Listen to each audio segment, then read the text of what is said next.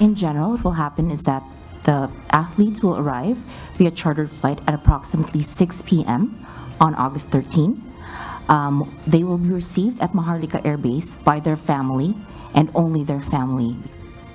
Inaabangan na ang pagbabalik Pilipinas ng mga atletang talahok sa 2024 Paris Olympics. Ayon kay Chief Presidential Protocol and Presidential Assistant of Foreign Affairs, Rachel Quiñones, inaasahan darating bukas ng bandang alas 6 ng gabi ang Pinoy Olympians sakay ng isang chartered flight.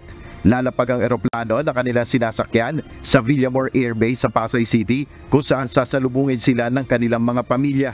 Nang matanong ang opisyal kung kasama sa mga sasalubong ang mga magulang ng two-time Olympic gold medalist na si Carlos Yulo, sinabi nito na wala pa sa kanila ang pinal na listahan at ipinaliwanag na nasa desisyon ng mga atleta kung sino ang kanilang inimbitahan para sa welcome ceremony.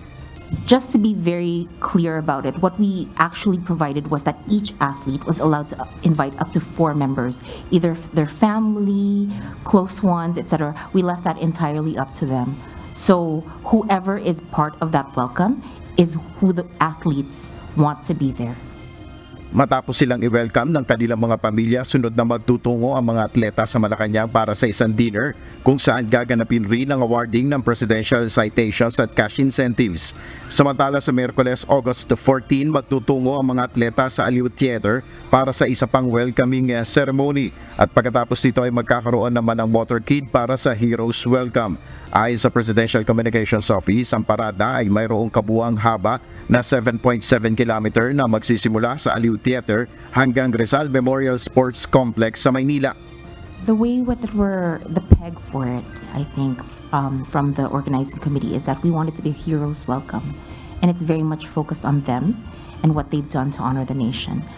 There will be an awarding ceremony at the palace to confer certain awards that the president has the right to give. Ayon sa Malacanang, hindi lahat ng atleta ay inaasahang makakauwi na bukas dahil may iba pa sa kanila ang naka-schedule para sa iba pang kompetisyon. Nel Maribuho, UNTV News and Rescue, Diyos ang aming sandigan, serbisyo publiko ang aming pinaalagahan.